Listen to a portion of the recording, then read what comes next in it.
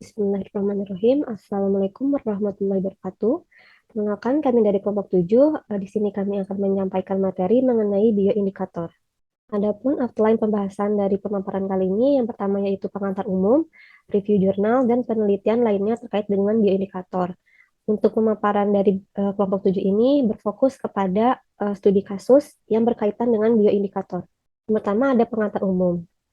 Untuk definisi dari bioindikator sendiri adalah kelompok atau komunitas organisme yang saling berhubungan, yang keberadaannya atau perilakunya sangat erat berhubungan dengan kondisi lingkungan tertentu, sehingga dapat digunakan sebagai satu petunjuk kualitas lingkungan atau uji kuantitatif. Untuk kelebihan dari penggunaan bioindikator, yang pertama yaitu mampu mengintegrasikan kondisi lingkungan saat ini, masa lalu dan masa depan, karena bioindikator menambahkan komponen temporal yang sesuai dengan waktu tinggal suatu organisme dalam suatu sistem tertentu. Yang kedua yaitu bioindikator mampu menyediakan informasi mengenai jumlah bahan pencemar yang terakumulasi dalam organisme dan dampak yang mungkin ditimbulkan.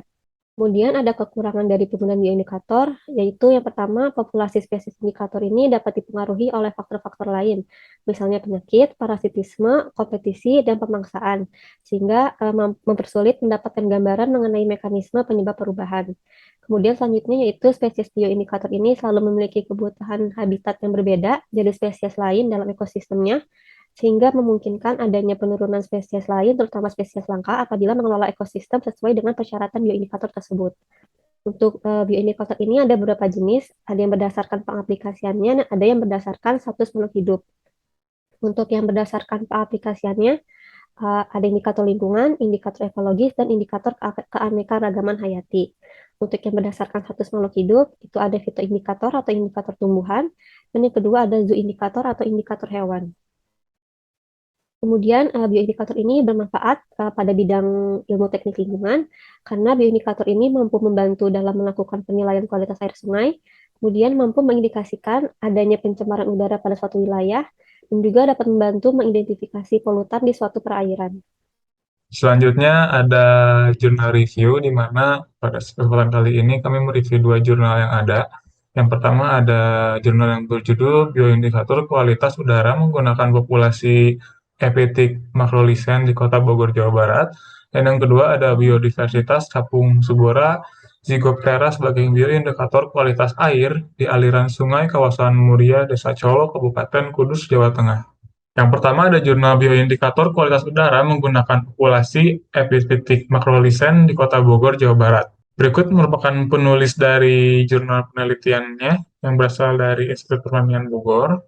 Adapun selanjutnya adalah pendahuluan, di mana yang pertama ada pengertian dari lichen, yaitu merupakan suatu organisme simbiosis yang terdiri dari fungus dan suatu maupun lebih algae, di mana lichen itu sensitif terhadap perubahan lingkungan dan secara luas digunakan sebagai alat biomonitoring yang ekonomis dan jangka panjang. Adapun tujuan dari penelitiannya yaitu menginvestigasi kemungkinan penggunaan lichen sebagai bioindikator kualitas udara di Kota Bogor dengan melihat pola populasi di 3 plot yang berbeda. Selanjutnya ada metode. Penelitian ini dilakukan pada bulan Maret 2012 sampai bulan Juli tahun 2013. Yang pertama adalah dilakukan penentuan 3 titik sampling. Yang pertama, plot 1 diletakkan di tengah kebun raya Bogor. Ini dengan asumsi plot 1 ini jauh dari polusi, sehingga udara yang dihasilkan lebih bersih. Kemudian plot 2 diletakkan di tepi kebun raya Bogor bersebelahan dengan Jalan Oto Iskandar Dinata. Asumsinya di plot 2 ini sedikit terpapar oleh polusi. Kemudian di plot 3 diletakkan di sepanjang Jalan Ahmad Yani dan Jalan Pemuda yang berdekatan dengan PT Gudir Indonesia. Asumsinya di plot 3 ini terpapar polusi. Lalu di setiap plot ini dipilih 8 pohon kenari dengan diameter lebih dari 60 cm, sehingga total sampelnya sebanyak 24 pohon kenari. Sampel diambil dari bagian batang utama atau bagian batang bawah pohon kenari yang ditumbuhi lichen, menggunakan plastik berukuran 32 dikali 20 cm persegi. Setiap pohon disampling sebanyak 2 plastik yang ditempatkan pada kedua sisi yang berbeda. Dan ini untuk identifikasi dan pengukuran luasan, lichen yang didapat ini diidentifikasi menggunakan mikroskop, dan hasilnya dicocokkan dengan Shipman tahun 2003 dan Divaka dan Upreti tahun 2005 yang terkait dengan identification key. Sebaran luasan diukur dengan memotong setiap talus yang didapat kemudian ditimbang. Hasil penimbangan ini dikonversi menjadi satuan cm persegi. Untuk analisis data yang dihitung itu ada yang utama ada 3, yaitu ada nomor talus atau talus number, ada coverage atau luasan, ada rata-rata sebaran luasan atau average coverage. Lalu untuk hasil dari lichen yang tumbuh di 3 plot diidentifikasi sehingga didapat 7 genus dari epiphytic makrolichen yang tumbuh pada pohon kanari. Di antaranya ada Cococarpia, Leptogium, Canoparmelia, Parmotrema, Drinaria, Piscia, dan Pyxin. Lalu ini ada grafik. Gambar 2 ini menunjukkan pola populasi makrolichen. Pada gambar 2A dapat dilihat untuk di plot 2 khususnya memiliki talus number yang paling tinggi. Meskipun begitu, pada figur 2B di plot 2 ini average coverage-nya lebih kecil dari plot 1. Lalu untuk di figur 3 menunjukkan perbandingan indeks nyali penting atau important value index. Dilihat pada plot 1, plot 1 ini yang berwarna putih, untuk Piscia memiliki important value index yang paling tinggi. Kemudian pada plot 2 yang warna abu-abu, Drinaria memiliki important value index yang paling tinggi. Kemudian untuk di plot 3 yang paling tinggi important value index-nya itu adalah Drinaria. Selanjutnya untuk grafik 4. Pada grafik 4 ini menunjukkan kalau Canoparmelia dan Pyxin didapat pada plot 2 dan 3 namun tidak dapat ditemukan pada plot 1. Lalu untuk gambar 5, Parmotrema dan Drinaria ditemukan pada ketiga plot namun dengan populasi yang berbeda. Talus number dan average coverage Parmotrema paling tinggi pada plot 2. Kemudian untuk Drinaria menunjukkan pola peningkatan talus number dari plot 1 sampai plot 3 dan penurunan average coverage dari plot 1 sampai dengan plot 3. Lanjutnya untuk figur 6, Piscia lebih sedikit ditemukan pada plot 2 dan bahkan tidak ditemukan pada plot 3. Dari hasil penelitian yang telah disampaikan, didapatkan kesimpulan berupa pada plot 1 ditemukan cyanolichen, Cocoparpia, dan Leptogium, di mana mengidentifikasikan kualitas udara yang masih baik. Lalu Leptogium sensitif terhadap kontaminasi udara. Adapun populasi Drinaria mencolok pada plot 2 dan 3, namun cakupan area talusnya menurun dari plot 1 sampai 3 akibat efek polusi. Parmotrema tidak menunjukkan pola perubahan yang baik, sehingga tidak bisa digunakan sebagai bioindikator. Carnoparmelia dan Pyxin ditemukan pada plot 2 dan 3. Carnoparmelia dikenal karena memiliki toleransi tinggi terhadap pencemaran udara. Carnoparmelia dan Pyxin memiliki densitas dominan dan frekuensi lebih tinggi pada plot 3 dibandingkan dengan plot 2. Cocoparpia, Leptogium, dan Piscia merupakan bioindikator yang sensitif. Adapun Drinaria, Carnoparmelia, dan Pyxin merupakan bioindikator toleran, sedangkan untuk Parmotrema tidak bisa digunakan sebagai bioindikator. Selanjutnya dari jurnal biodiversitas capung Superdozygoptera sebagai bioindikator kualitas air di aliran sungai kawasan Muria di Sacolo, Kabupaten Kudus, Jawa Tengah. Berikut merupakan ketiga penulis yang berasal dari instansi UIN Semarang, Jawa Tengah. Next. Yang pertama di sini ada pendahuluan dengan hewan yang ditelitinya itu capung. Capung ini merupakan biodiversitas dengan jumlah 700 spesies yang tersebar di seluruh Indonesia. Nah, untuk capung ini sendiri akan sering ditemui di beberapa habitat, terutama habitat yang dekat lingkungan perairan, karena perairan ini akan berkaitan dengan kebutuhan siklus hidupnya. Sehingga capung itu memiliki manfaat dapat dijadikan sebagai salah satu indikator kualitas air, serta kegunaan yang lainnya itu untuk mengurangi serangga yang merugikan. Karena capung itu sendiri sangat peka terhadap polutan. Next. Nah, selanjutnya di sini untuk kawasan penelitiannya itu berlokasi di Gunung Muria, Jawa Tengah, yang merupakan salah satu lingkungan yang sesuai untuk kehidupan makhluk hidup lain seperti hewan dan juga tumbuhan tertentu. Nah, untuk hewan yang banyak dijumpainya itu seperti yang tadi telah dijelaskan, salah satunya itu capung karena dekat dengan daerah aliran air. Nah, jika habitat tersebut masih dalam lingkup toleransi, maka spesies tersebut berpotensi untuk hidup dalam lingkungan. Sehingga makroinvertebrata seperti capung dapat dijadikan indikator dalam menentukan kualitas airnya. Selanjutnya ada metode pengambilan data, di mana pengambilan data capung diambil dengan menggunakan metode jelajah atau visual day flying, diambil dari pukul 8 pagi hingga 11 siang. Pengambilan data capung dilakukan hanya terhadap capung Zygoptera atau capung jarum yang tersebar di 3 stasiun pengamatan. Dapat dilihat pada gambar, bahwa masing-masing stasiun pengamatan ini memiliki luas cakupan 10 meter x 10 meter. Jarak masing-masing stasiun pengamatan itu kurang lebih 1 km dengan rentang atau selisih ketinggian itu kurang lebih 200 meter dari permukaan laut. Pengukuran parameter lingkungan, yaitu fisika dan kimianya juga dilakukan guna mengetahui kondisi lingkungan di sekitar aliran sungai Gunung Muria. Sampel air yang diambil diteliti menggunakan water sampler. Berikut merupakan klasifikasi capung dari Superdozygoptera, di mana terdapat 4 famili, yaitu Epheidae dengan genus Ephea, Protoneridae dengan genus Pososticta, Platycyanimididae dengan genus Coopera dan Calopigeridae dengan genus Vestalis. Berikut merupakan gambar dari masing-masing dari masing-masing spesies capung, di mana dapat dilihat bahwa semua capung berbentuk seperti jarum. Selanjutnya di sini ada jumlah spesies capung subordo Zygoptera di kawasan aliran Sungai Gunung Muria dengan beberapa spesies yang diteliti seperti pada tabel. Nah, untuk setiap spesiesnya itu dilihat jantan dan juga betinanya. Yang telah dijelaskan tadi terbagi menjadi 3 stasiun.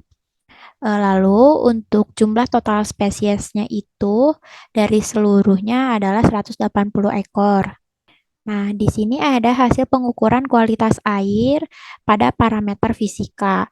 Dapat dilihat bahwa untuk parameter fisika ini dari 3 stasiun memiliki nilai yang hampir sama, kecuali pada intensitas cahaya. Untuk intensitas cahaya itu, kenapa bisa berbeda? Karena adanya tumbuhan kanopi di salah satu stasiun. Untuk hasil pengukuran kualitas air parameter kimia itu dapat dilihat bahwa ketiga stasiunnya juga memiliki nilai yang sama, kecuali untuk logam Pb, di mana untuk stasiun kedua ini diidentifikasi terdapat 0,138 mg per liter logam Pb. Nah, untuk nilai FBI atau Family Biotic Index ini berdasarkan yang tadi hasil penelitiannya itu, di sini ada jumlah individu sebagai XI dan nilai toleransi sebagai TI. Untuk nilai toleransi ini sendiri, untuk setiap familia itu memiliki nilai toleransi yang berbeda, dan ini sudah ada literaturnya. Sehingga untuk mendapatkan nilai FBI ini diperoleh dengan mengalihkan XI dan juga TI dibagi dengan jumlah spesies, di mana jumlah spesiesnya itu tadi ada 180, sehingga diperoleh nilai FBI-nya itu ada pada rentang 0,06 sampai 3,7. Selanjutnya ada kesimpulan hasil nilai FBI, di mana untuk rentang 0 hingga 3,70 ini termasuk ke dalam kategori sangat baik, di mana derajat polutan organik itu berarti tidak terdapat polutan organik. Kesimpulannya, dari perhitungan nilai hasil senang FBI atau Family Biotic Index dari keempat varian capung tersebut menunjukkan nilai berkisar antara 0,06 hingga 3,75 dan termasuk ke dalam kategori sangat baik, di mana kategori tersebut berarti menandakan tidak ada organik polutan. Nilai CO dan BOD dapat mengaruhi kondisi kimia perairan habitat capung sebagai syarat organisme dan membuktikan bahwa capung subordo Zygoptera mempunyai potensi sebagai bioindikator kualitas air. Berikut akan dijelaskan penelitian lainnya terkait bioindikator. Yang akan dibahas pertama itu adalah 5 contoh bioindikator untuk mengetahui kualitas tanah.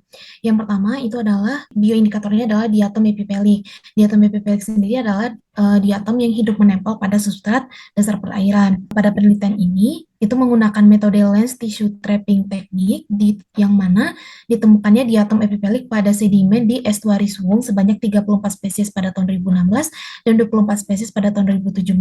Diatom epipelik ini itu menunjukkan penilaian pencemaran dengan indeks saprobrik dan penilaian pencemaran berdasarkan indeks keanekaragaman. Dengan pencemaran di estuari Suwung tergolong tercemar sedang dengan terdapat peningkatan pencemaran. Bioindikator kedua itu adalah makrofauna tanah.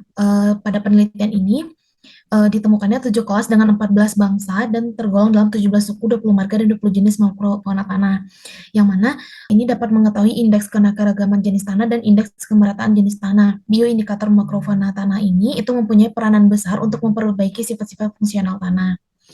Yang ketiga itu adalah cacing tanah.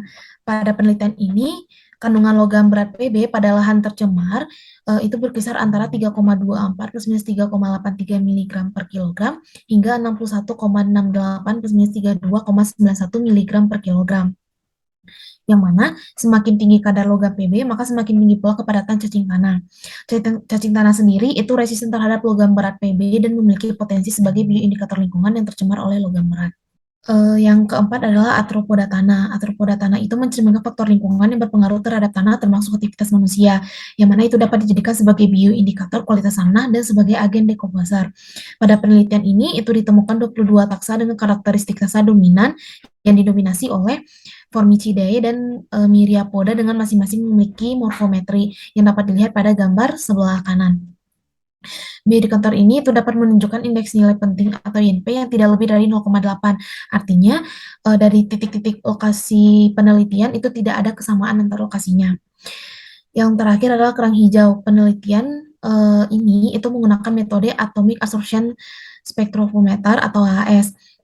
Kerang hijau ini itu memiliki kemampuan dalam mengakumulasi zat pencemar. Zat pencemar di sini itu adalah timbal atau Pb.